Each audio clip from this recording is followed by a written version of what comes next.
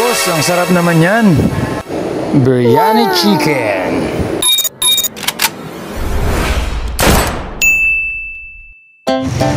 Okay, what's up mga kahambre?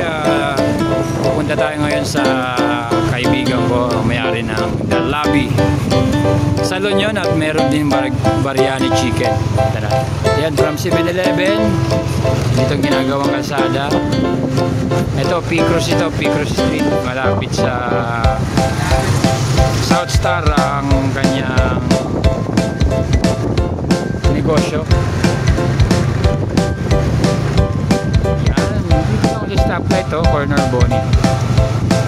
Ayan, pupuntahan natin ngayon at matitikman ang biryani chicken.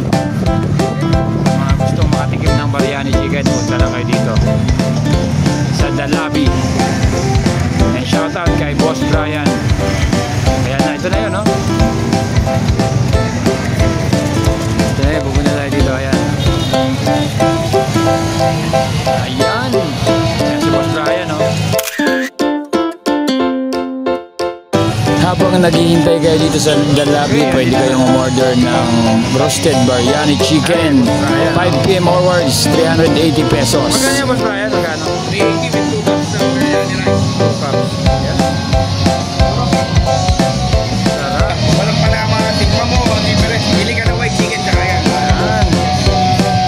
May mga customer pa. Dito naman may salon. Yan, The Lobby salon, pero meron din siyang version ng The Lobby na roasted chicken biryani. Yan. Punta lang kayo dito sa harap ng Robinson Easy Mart. Let's go!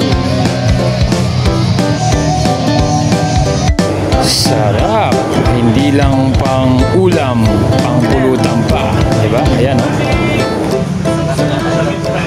Boss, sarap. Biryani natin. The Lobby.